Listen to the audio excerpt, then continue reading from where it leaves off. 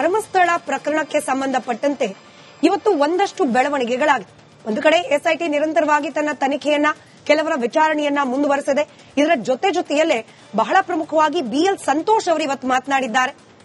ಧಾರ್ಮಿಕ ಶ್ರದ್ಧಾ ಕೇಂದ್ರಗಳ ವಿರುದ್ಧ ಯಾವೆಲ್ಲ ಗುಂಪುಗಳು ಕುತಂತ್ರವನ್ನ ಮಾಡ್ತಾ ಇದ್ವೋ ಅವಕ್ಕೆ ಧರ್ಮಸ್ಥಳ ಕೂಡ ಆಹಾರವಾಗಿದೆ. ಹುಲಿ ರಕ್ತದ ರುಚಿಯನ್ನ ಕಂಡಿದೆ. ಹೀಗೆ ರಕ್ತದ ರುಚಿಯನ್ನ ಕಂಡಿರುವ ಹುಲಿ ಇನ್ನು ಮುಂದೆ ಸುಮ್ಮನೆ ಕೂರೋದಿಲ್ಲ. ಧರ್ಮಸ್ಥಳ ವಿಚಾರ ಇಲ್ಲಿಗೆ ಮುಗಿಯೋದಿಲ್ಲ. ಇದೇ ರೀತಿಯಲ್ಲಿ ಹಿಂದೂಗಳ ಧಾರ್ಮಿಕ ಶ್ರದ್ಧಾ ಕೇಂದ್ರಗಳನ್ನ ಮುಂದೂ ಕೂಡ ಅಟ್ಯಾಕ್ ಮಾಡುವ ಷಡ್ಯಂತ್ರಗಳು ಮುಂದುವರಿಯುತ್ತೆ. ಹಿಂದೂ ಸಮುದಾಯ ಎಚ್ಚೆತ್ತುಕೊಳ್ಬೇಕು ಅನ್ನೋ ಕರೆ ಕೊಟ್ಟಿದ್ದಾರೆ. ಇದರ ಜೊತೆಯಲ್ಲೇ ಒಂದಷ್ಟು ಮಂದಿ ಸುಳ್ಳು ಸುದ್ದಿಯನ್ನ ಹಬ್ಬಿಸ್ತಾ ಇದ್ದವರು, ಅದರಲ್ಲೂ ವಿಶೇಷವಾಗಿ ಯೂಟ್ಯೂಬರ್ಸ್, ಧರ್ಮಸ್ಥಳದ ವಿರುದ್ಧವಾಗಿ ಪುಂಖಾನುಪುಂಖವಾಗಿ ವಿಡಿಯೋಗಳನ್ನ ಮಾಡ್ತಿದ್ದವರು, ಹಾಗೆ ಧರ್ಮಸ್ಥಳದಲ್ಲಿ ಎಸ್ಐಟಿ ತನಿಖೆ ವಿಚಾರಕ್ಕೆ ಸಂಬಂಧಪಟ್ಟಂತೆ ಅನಧಿಕೃತ ಸುದ್ದಿಗಳನ್ನ ಪ್ರಕಟ ಮಾಡುತ್ತಿದ್ದವರಿಗೆ ವಿಚಾರಣೆಯ ಬಿಸಿ ತಟ್ಟೋಕೆ ಪ್ರಾರಂಭವಾಗಿದೆ.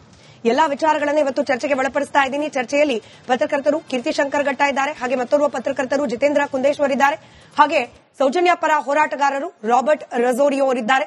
ನಮಸ್ಕಾರ, ಎಲ್ಲರಿಗೂ ಕಾರ್ಯಕ್ರಮಕ್ಕೆ ಸ್ವಾಗತ. ಅನೇಕರು ಈ ಯೂಟ್ಯೂಬ್ನಲ್ಲಿ ಪ್ರಸಾರವಾಗ್ತಾ ಇದ್ದ ಎಸ್ಐಟಿ ತನಿಖೆಯ ವಿಚಾರಕ್ಕೆ ಸಂಬಂಧಪಟ್ಟಂತೆ ಆಕ್ಷೇಪಗಳನ್ನ ವ್ಯಕ್ತಪಡಿಸಿದ್ರು. ಇನ್ ಕೆಲವರು ಕಾನೂನಾತ್ಮಕವಾಗಿ ಆಕ್ಷೇಪವನ್ನ ವ್ಯಕ್ತಪಡಿಸಿದ್ರು, ದೂರನ್ನ ನೀಡೋ ಮೂಲಕ. ಅದರಲ್ಲಿ ಕೀರ್ತಿ ಕೂಡ ಒಬ್ರು. ಕೀರ್ತಿ, ತಾವು ಕೂಡ ಕಂಪ್ಲೇಂಟ್ ಕೊಟ್ಟಿದ್ರಿ. ಎಸ್ಐಟಿ ತನಿಖೆ ಆಗುವಾಗ ಇವ್ರಿಗೆಲ್ಲ ಮಾಹಿತಿ ಎಲ್ಲಿಂದ ಸಿಗ್ತಾ ಇದೆ, ಅದು ಅಧಿಕೃತವಾದ ಮಾಹಿತಿ ಆದ್ರೆ ಲೀಕ್ ಮಾಡ್ತಿರೋರು ಯಾರು ಕಂಡುಹಿಡಿರಿ, ಅನಧಿಕೃತವಾದದ್ದಾದ್ರೆ ತಪ್ಪು ಮಾಹಿತಿಯನ್ನು ಹಂಚ್ತಾ ಇರೋರ ವಿರುದ್ಧ ಕ್ರಮ ಕೈಗೊಳ್ಳಿ ಅಂತ ಹೇಳಿ ಒಂದಷ್ಟು ಜನಕ್ಕೆ ನೋಟಿಸ್ ಹೋಗಿದೆ. ಕೆಲವರು ವಿಚಾರಣೆಗೆ ಬಂದಿದ್ದಾರೆ, ಇನ್ ಕೆಲವರು ಬಂದಿಲ್ಲ. ನಿಮಗೇನು ಅಪ್ಡೇಟ್ ಸಿಕ್ಕಿದೆ ಇದ್ರ ಬಗ್ಗೆ? ಆಗಸ್ಟ್ 8ಕ್ಕೆ ನಾವು ಕೊಟ್ಟಿದ್ದೀವಿ ಕಂಪ್ಲೇಂಟ್. ಅದು ಅವಾಗ ಉತ್ಖನನ ನಡೀತಾ ಇತ್ತಲ್ಲ, ಅವಾಗ ಒಂದಿಷ್ಟು ಚಾನೆಲ್ಗಳು ಪ್ರತಿದಿನ ಸಾಯಂಕಾಲ 7:30-8 ಗಂಟೆಗೆ ಆಕ್ಟಿವ್ ಆಗ್ತಾ ಇದ್ವು. ಹೆಂಗೆ ಆಕ್ಟಿವ್ ಆಗ್ತಿದ್ವು ಅಂತಂದ್ರೆ, ನಮಗೆ ಬಲ್ಲ ಮಾಹಿತಿಗಳ ಪ್ರಕಾರ, ಬಲ್ಲ ಮೂಲಗಳ ಮಾಹಿತಿಯ ಪ್ರಕಾರ ಇವತ್ತು 8 ಸಿಕ್ಕಿದೆ, ಇವತ್ತು 5 ಅಸ್ಥಿಪಂಜರ ಸಿಕ್ಕಿದೆ, ಅದರಲ್ಲಿ 6 ಬುರುಡೆ ಇದೆ, ಪೈಪಲ್ಲಿ ತಗೊಂಡು ಹೋಗ್ತಾ ಇರೋದು ಮೂಳೆ, ಉಪ್ಪಲ್ಲಿ ತಗೊಂಡ್ಬಂದಿರೋದು ಬುರುಡೆ. ಅಂದ್ರೆ ತುಂಬಾ ಸ್ಪಷ್ಟವಾಗಿ ಅಧಿಕೃತವಾಗಿ ಹೇಳ್ತಾ ಇದ್ರು. ನೀವು ನಂಬಲ್ಲ, ಮಿಲಿಯನ್ ಗಟ್ಟಲೆ ವ್ಯೂಸ್ ಬರ್ತಾ ಇತ್ತು ಅದಕ್ಕೆ. ಅದ್ರ ಕೆಳಗಡೆ ಸಾವಿರಾರು ಕಮೆಂಟ್ಗಳು, ಸತ್ಯವನ್ನು ಹೇಳ್ತಾ ಇರೋದು ನೀವು ಒಬ್ಬರೇ ಅಂತ. ನಮಗೇನ್ ಅನ್ನಿಸ್ತು, ನಾನು ಗೊತ್ತಿರುವ ನನ್ನ ಮಾಧ್ಯಮ ಮಿತ್ರರಿಗೂ ಕೆಲವರು ಕೇಳಿದೆ, ನಿಮಗ್ ಬರ್ತಾ ಇಲ್ವಾ ಅಧಿಕೃತ ಮೂಲಗಳಿಂದ ಅಥವಾ ಬಲ್ಲ ಮೂಲಗಳಿಂದ ಮಾಹಿತಿ ಅಂತ. ಎಸ್ಐಟಿ ಯಾವ ಇನ್ಫಾರ್ಮೇಶನ್ ಕೊಡ್ತಿಲ್ಲ ಅಂತ ಆದ್ಮೇಲೆ ನಾವು ಇಲ್ಲಿಂದ ಡೈರೆಕ್ಟ್ ಆಗಿ ನಾವೊಂದು 8-9 ಜನ ಇಲ್ಲಿಂದ ಹೋದ್ವಿ. ಇಲ್ಲಿಂದ ಬೆಳತಂಗಡಿಗೆ ಹೋಗಿ, ಬೆಳತಂಗಡಿಯಲ್ಲಿ ಇದೇ ಎಸ್ಐಟಿ SP ಸೈಮನ್ ಅವರು ಇದಾರಲ್ಲ, ಅವ್ರನ್ನ ಭೇಟಿ ಮಾಡಿ ನಾವೊಂದು ಕೊಟ್ವಿ. ಆಚೆ ನೋಡಿ, ನೀವು ಮಾಹಿತಿಯನ್ನ ಕೆಲವರಿಗೆ ಮಾತ್ರ ಕೊಡ್ತಾ ಇದೀವಿ, ನಮಗೂ ಕೊಡಿ ಅಲ್ಲ.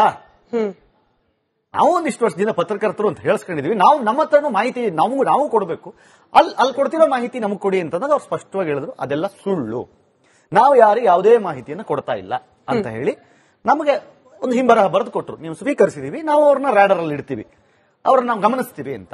ಸೊ ಈಗ ಒಂದೊಂದೇ ಈ ಷಡ್ಯಂತ್ರದ ಭಾಗವಾಗಿ ಏನೇನಾಗಿತ್ತು ಎಲ್ಲ ಮುಗಿತಾ ಇದ್ದಂಗೆ ಇವತ್ತೊಬ್ಬೊಬ್ಬರನ್ನೇ ಕರೆದು ಮಾತಾಡಿಸ್ತಾ ಇದಾರೆ. ಬಪ್ಪ, ಅವತ್ತೇನೇನ್ ಮಾಹಿತಿಗಳನ್ನು ಕೊಟ್ಟಲ್ಲ, ಅದಕ್ಕೆ ನಿನ್ನ ಹತ್ರ ಎಲ್ಲಿದೆ, ಅದರದ್ದು ರಿಪೋರ್ಟ್ಸ್ ಎಲ್ಲಿದೆ, ಅಥವಾ ನೀನ್ ಹೇಳದಲ್ಲ 8-10 ಕೊಡೋ ಲೆಕ್ಕ ಕೊಡಿ ಇವಾಗ. ಯಾಕಂದ್ರೆ ಅಧಿಕೃತವಾಗಿ SIT ಕೋರ್ಟ್ ಅಲ್ಲಿ ಹೇಳಿದ್ದಾಯ್ತು ಏನಾಗಿದೆ ಅನ್ನೋದನ್ನ. SIT ಕಡೆ ವಕೀಲರೇ ಹೇಳಿದ್ದಾಯ್ತು ಕೋರ್ಟ್ ಅಲ್ಲಿ, ಹೌದು ಇಟ್ಸ್ ಪಾರ್ಟ್ ಆಫ್ ಕಾನ್ಸ್ಪಿರಸಿ ಅಂತ. ಸೊ ಹೀಗಿರುವಾಗ ಅವತ್ತೆಲ್ಲ ಹೇಳಿದ್ರಲ್ಲ, ಹೋಗ್ಲಿ ಅವ್ರ ವಿಡಿಯೋಗಳನ್ನ ಡಿಲೀಟ್ ಮಾಡಿದ್ರ? ಇಲ್ಲ. ಯಾವುದೋ ಒಂದು ಪ್ಯಾನ್ ಕಾರ್ಡ್ ಮತ್ತೆ ಸಿಕ್ಕಿದ ತಕ್ಷಣ ಡೆಬಿಟ್ ಕಾರ್ಡು ಯಾವುದೋ 2006ರಲ್ಲಿ ಸೂಸೈಡ್ ಮಾಡ್ಕೊಂಡಿದ್ದ, 16ರಲ್ಲಿ ಯಾರೋ ಸೂಸೈಡ್ ಮಾಡ್ಕೊಂಡಿದ್ಲು, ಅವಳದೇ ಅದು ಅಂತೆಲ್ಲ ಹೇಳ್ಬಿಟ್ರು ಸಾಯಂಕಾಲ ಕುತ್ಕೊಂಡು. ಆಮೇಲೆ ಗೊತ್ತಾಯ್ತು, ಇಲ್ಲ ಇಲ್ಲಿ ತುಮಕೂರು ಹತ್ರ ಎಲ್ಲೋ ಹೆಣ್ಮಗಳು ಇನ್ನೂ ಇದ್ದ ಜೀವಂತವಾಗಿದ್ದಲ್ಲಂತೆ, ಅವ್ರ ಮಗ ತಗೊಂಡು ಹೋಗಿದ್ದ, ಅವನು ಸತ್ವದ, ಅವಾಗ ಅಲ್ಲಾಗಿದ್ದು, ಅವನ ಆತ್ಮಹತ್ಯೆಯಲ್ಲಿ ಅದಾಗಿದ್ದು ಅಂತ.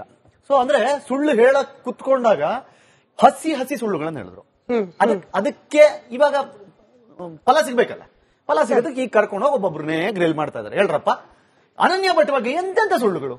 ಅಯ್ಯೋ, ಛತ್ರಿ ಬಿಡ್ಸದೇನು, ಛತ್ರಿ ಮುಚ್ಚದೇನು, ಮೈ ಕೈಯಲ್ಲಿ ಹಿಡ್ಕೊಂಡು ಅಲ್ಲೆಲ್ಲೋ ತೋಟದಲ್ಲಿ ಸುತ್ತದೇನು, ಆಮೇಲೆ ಇಲ್ಲ ಅಮ್ಮ ಕಣ್ಣೀರು ಹಾಕಿದ್ರು ಅದನ್ನ ಕೇಳ್ಬಿಟ್ಟು ನಾನು ಮಾಡ್ಬಿಟ್ಟೆ. ಹಂಗಾಗತ್ತಾ? ಹಂಗಾಗಲ್ವಲ್ಲ. ಸೊ ಹಾಗಾಗಿ ಈಗ ಶುರುವಾಗಿದೆ, ಇವತ್ತು 2 ಹೋಗಿದ್ದಾರೆ, ಇನ್ನೂ ಸಾಕಷ್ಟು ಜನ ಬರೋರಿದ್ದಾರೆ. ಆ ಪಟ್ಟಿಯಲ್ಲಿ, ನಾವು ಕೊಟ್ಟ ಪಟ್ಟಿಯಲ್ಲಿ ಇನ್ನೊಂದಿಷ್ಟು ಜನಕ್ಕೆ ಬರುತ್ತಿದೆ. ಹೋಗ್ಬೇಕು, ಹೋಗಿ ಉತ್ತರ ಕೊಡ್ಲಿ. ಅವತ್ತು ಕೊಟ್ಟ ಮಾಹಿತಿಗಳು ಎಲ್ಲಿಂದ ಬರ್ತಿದ್ವು, ಯಾವ ಬಲ್ಲ ಮೂಲಗಳು, SIT ಬಲ್ಲ ಮೂಲಗಳು ನೋಡೋಣ. ಇದ್ರ ಜೊತೆಯಲ್ಲೇನೆ ಈ 24 ವರ್ಷದ ಮಹಿಳೆಯ ತಲೆಬುರುಡೆ ದೆಹಲಿಗೆ ಹೋಗಿದ್ದು, ಸುಪ್ರೀಂ ಕೋರ್ಟ್ ಹೋಗಿದ್ದು, ಅದಾದ ನಂತರದಲ್ಲಿ ಚಿನ್ನಯ್ಯ ತಂದದ್ದು ಅಂತ ಹೇಳಿ ರಿಪೋರ್ಟ್ ಕೊಟ್ಟವರ ವಿಚಾರಣೆ ಕೂಡ ಆಗ್ಬೇಕಾಗಿತ್ತು. ನಿಮ್ ಕಂಪ್ಲೇಂಟ್ ಅಲ್ಲಿ ಅವರ ಹೆಸರು ಕೂಡ ಉಲ್ಲೇಖ ಮಾಡಿದ್ದೀರಿ. ಇಲ್ಲ, ನಮಗೆ ಅದೇ ಹೇಳೋದಿಲ್ಲ, 24 ವರ್ಷದ ಮಹಿಳೆ ಅಂತ ನಮಗೆ FSL ನಿಂದ ಮಾಹಿತಿ ಬಂದಿದೆ ಅಂತ ಹೇಳಿದ್ದು ಗಿರೀಶ್ ಮಠನ್. ನಾನು ಕೇಳಿದ ಹೆಂಗೆ FSL SIT ಗೆ ಮಾಹಿತಿ ಕೊಡದೆ, ಸರ್ಕಾರಕ್ಕೆ ಮಾಹಿತಿ ಕೊಡದೆ, ನ್ಯಾಯಾಲಯಕ್ಕೆ ಮಾಹಿತಿ ಕೊಡದೆ ಸ್ಟ್ರೈಟ್ ಅವೇ ಹೆಂಗ್ ರಿಪೋರ್ಟ್ ಅನ್ನ ಮಟ್ಟಣ್ಣನ್ ಕಳಿಸಿದ್ರು ಅಂತ ಇವತ್ತು ಗೊತ್ತಾಗ್ತಿದೆ. ಅದು 40 ವರ್ಷದ ಆಸ್ಪಾಸ್ಗೆ ಯಾವ್ದು ಗಂಡಸ್ದು ಅಂತ. ಅಂದ್ರೆ ಅವತ್ತು ಹೇಳಿದ್ದೆಲ್ಲ ಸುಳ್ಳೆ. ಎಷ್ಟು ಸುಳ್ಳುಗಳನ್ನ ಹೇಳಿ ನಂಬಿಸಿದ್ರಿ? ಸರಿ ರಾಬರ್ಟ್ ಸರ್, ನೀವು ಈ ಡಿಬೇಟ್ಗೆ ಜಾಯಿನ್ ಆದ ಮೊದಲ ದಿನವೂ ಇದೇ ಪ್ರಶ್ನೆ ಕೇಳಿದೆ, ಇವತ್ತು ಕೇಳ್ತಾ ಇದ್ದೀನಿ. ನಿಮ್ ನಿಲುವಲ್ಲಿ ಏನಾದ್ರೂ ಬದಲಾವಣೆ ಆಗಿದೆಯಾ ಅನ್ನೋದನ್ನ ಸ್ಪಷ್ಟಪಡಿಸಿಕೊಳ್ಳೋ ಸಲುವಾಗಿ. ಸೌಜನ್ಯ ಹೋರಾಟ ಆಗ್ಲೇಬೇಕಾಗಿತ್ತು, ಆಗಬೇಕು ಇನ್ ಮುಂದೆ ಕೂಡ. ಆದ್ರೆ ಸೌಜನ್ಯ ನ್ಯಾಯ ಅನ್ನೋ ಹೆಸರಲ್ಲಿ ಹೇಳಲಾದ ಅನೇಕ ಸುಳ್ಳುಗಳು, ಹಿಡಿದ ಅನೇಕ ವಾಮ ಮಾರ್ಗಗಳು, ಇದೀಗ ಅದೆಲ್ಲವೂ ಕೂಡ ಬಯಲಾಗ್ತಿದೆ ಅನ್ನೋದು ಕೀರ್ತಿ ತರದವರ ವಾದ. ಏನ್ ಹೇಳ್ತೀರಿ? ಹೆಸರಲ್ಲಿ ಹೇಳಿದ ಸುಳ್ಳುಗಳು ಈಗ ಹೇಳಿದ್ರೆ ಸರ್ ನೀವು ರಿಪೀಟ್ ಮಾಡು ಅಂದ್ರೆ ಮಾಡ್ತೀನಿ. ಅಲ್ಲ, ಬೇಡ ರಿಪೀಟ್ ಮಾಡೋದು. ಇದು ಡೈವರ್ಷನ್ ಟ್ಯಾಕ್ಟಿಕ್. ನೋಡಿ, ನಮ್ದು ಸ್ಪಷ್ಟ. ಏನು ಅಸುರ ಸಾಮ್ರಾಜ್ಯ ಇದೆ ಧರ್ಮಸ್ಥಳದಲ್ಲಿ, ಅದು ನಾಶ ಆಗ್ಬೇಕು, ಇಲ್ಲಿ ಧರ್ಮ ಸ್ಥಾಪನೆ ಆಗ್ಬೇಕು. ಅದು ನಮ್ಮ ನಿಲುವು ಸ್ಪಷ್ಟ. ಧರ್ಮಸ್ಥಳದಲ್ಲಿ ಧರ್ಮ ಸ್ಥಾಪನೆ ಆಗ್ಬೇಕು, ಅಸುರರ ವಧೆ ಆಗ್ಬೇಕು. ಅದು ಮಾಡಿದ್ದಾರ, 2 ಮಾಡಿದಾರ, 100 ಮಾಡಿದಾರ, 1000 ಮಾಡಿದಾರ, 20,000 ಮಾಡಿ, ಎಷ್ಟು ಮಾಡಿದ್ರು ಅದಕ್ಕೆ ನ್ಯಾಯ ಸಿಗ್ಬೇಕು. ಇದು ಸ್ಪಷ್ಟ. ಅವರು ಅತ್ಯಾಚಾರ ಮಾಡಿ ಕೊಂದಿದ್ದಾರ, ಅಥವಾ ಲ್ಯಾಂಡ್ಗೋಸ್ಕರ ಕೊಂದಿದ್ದಾರ, ಅಥವಾ ನರಬಲಿ ಕೊಟ್ಟಿದ್ದಾರ, ಎಲ್ಲೋ ಹತ್ಯೆ, ಎಲ್ಲಕ್ಕೂ ನ್ಯಾಯ ಸಿಗ್ಬೇಕು. ಅದು ನಮ್ಮ ಸ್ಪಷ್ಟ ನಿಲುವು.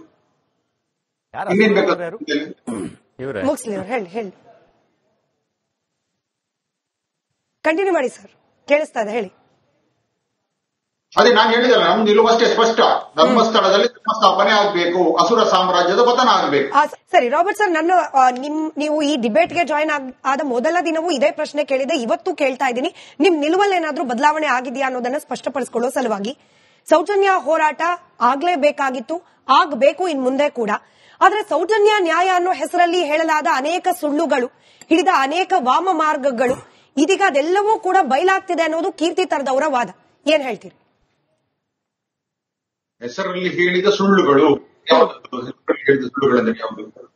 ಈಗ ಹೇಳಿದ್ರೆ ಸರ್ ನೀವು ರಿಪೀಟ್ ಮಾಡು ಅಂದ್ರೆ ಮಾಡ್ತೀನಿ. ಅಲ್ಲ, ಬೇಡ ರಿಪೀಟ್ ಮಾಡೋದು.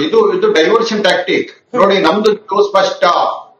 ಏನು ಅಸುರ ಸಾಮ್ರಾಜ್ಯ ಇದೆ ಧರ್ಮಸ್ಥಳದಲ್ಲಿ, ಅದು ನಾಶ ಆಗ್ಬೇಕು, ಇಲ್ಲಿ ಧರ್ಮ ಸ್ಥಾಪನೆ ಆಗ್ಬೇಕು.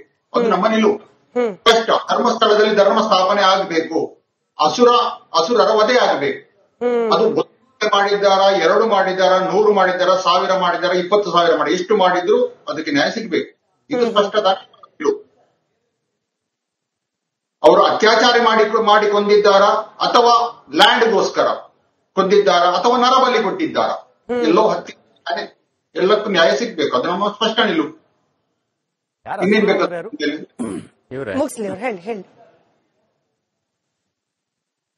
ಕಂಟಿನ್ಯೂ ಮಾಡಿ ಸರ್, ಕೇಳಿಸ್ತಾ ಇದೆ, ಹೇಳಿ. ಅದೇ ನಾನು ಹೇಳಿದಲ್ಲ, ನಮ್ ನಿಲುವು ಅಷ್ಟೇ ಸ್ಪಷ್ಟ. ಧರ್ಮಸ್ಥಳದಲ್ಲಿ ಧರ್ಮ ಸ್ಥಾಪನೆ ಆಗ್ಬೇಕು, ಅಸುರ ಸಾಮ್ರಾಜ್ಯದ ಪತನ ಆಗ್ಬೇಕು.